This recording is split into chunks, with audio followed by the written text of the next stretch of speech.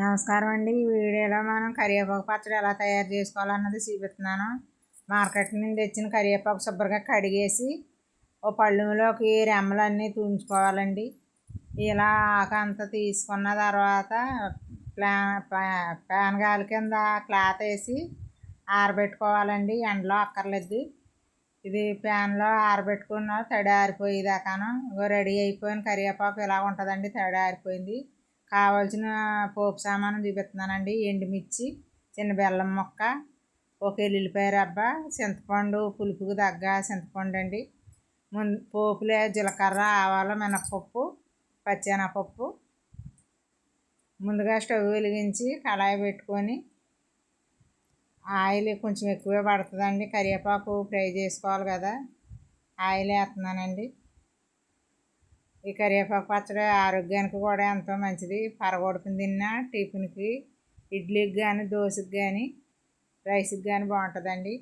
శనగపప్పు, మినపప్పు, ఆవాలు, జీలకర్ర, పోపులండి. పోపులు వేసాక ఎల్లుల్లిపాయ, ఎండుమిర్చి, 2 స్పూన్లు పసుపు వేస్తానండి. పసుపు కూడా బాగా ఫ్రై అవ్వాలా.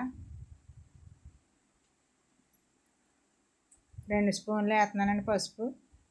బాగా ఫ్రై అయిన తర్వాత కరివేపాకు కూడా వేసుకోవాలి, 2 రెబ్బలు. ఇవి ఆరబెట్టి ఉంచుకున్నాం కదండి, ఈ కరివేపాకు అంతా వేసుకోవాలి. ఇది నేను తీసుకున్నది 1/2 కేజీ కరివేపాకు అండి. ఇది 1/2 కేజీ కరివేపాకు పచ్చడి చూపిస్తున్నానండి మీకు. ఇది వేగేటప్పుడు కూడా వాసన కూడా గుమగుమలాడుతుందండి. మూత పెట్టి ఫ్రై చేసుకోవాలా. మనకు ఫ్రై అయితే తెలిసిపోద్ది. టేస్ట్కి సరిపడగా కళ్ళుప్పు వేస్తున్నానండి. ఇవి మొత్తం కలుపుకోవాలా. ఇవి కొంచెం వేగిన తర్వాత చింతపండు కూడా ఇందులోనే వేసుకోవాలండి. మనకు మిక్సీ పెట్టుకునేది అప్పుడు బాగా గ్రైండర్ అయిపోద్ది. ఇది మామూలు రోట్లో అయినా సరే రుబ్బుకోవచ్చండి. నేనైతే ఇప్పుడు మిక్సీలోనే పెడుతున్నాను. రెడీ అయిపోతుందండి. శుభ్రంగా ఇలా ద్వారగా వేగిపోయిందండి మనకి. అప్పుడు రెడీ అయిపోయినట్టే. దీన్ని మిక్సీలో పెట్టి మిక్సీ ఆడుకోవడమేనండి. మిక్సీ జార్ తీసుకున్నాను. వేగి చల్లారిన తర్వాత మిక్సీ పెట్టుకోవడమేనండి. ఈ వాటర్ కూడా ఎక్కువ వేయ అవసరం లేదు. కొన్ని చుక్కలు ఇలా జల్లితే సరిపోద్ది. ఇందులో తేమ ఉంటుంది కదా, ఆయిల్ అది అన్నీ ఉండడంలో ఎక్కువ వాటర్ పట్టదు. మిక్సీ పెట్టేసుకున్నది రెడీ అయిపోయింది. మూత తీసి చూపిస్తున్నానండి. మిక్సీ పెట్టుకున్నప్పుడు కూడా ఆయిల్ పైకి తేలుతుంది. ఇవి రెడీ అయిపోయిందండి. ఇది దీనికి మళ్ళీ పోపు పెట్టుకోవాలా.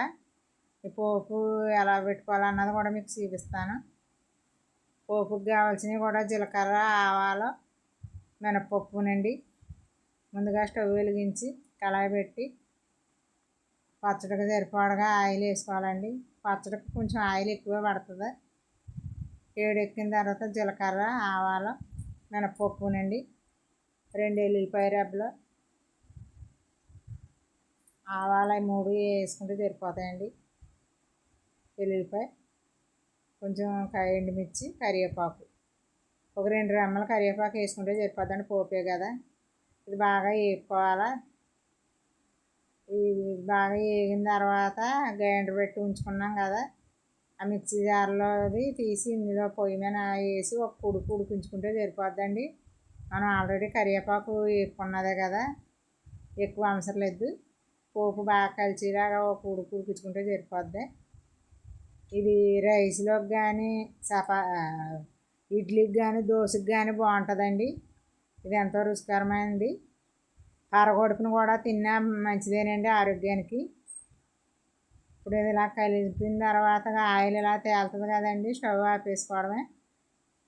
స్టవ్ ఆపేసి బౌల్లోకి తీసుకోవడమేనండి. బౌల్లో తీసి సర్వ్ చేసుకోవడమే. ఈ వీడియో కానీ మీకు నచ్చినట్టయితే లైక్ చేయండి, షేర్ చేయండి, మా ఛానల్ని సబ్స్క్రైబ్ చేసుకోండి.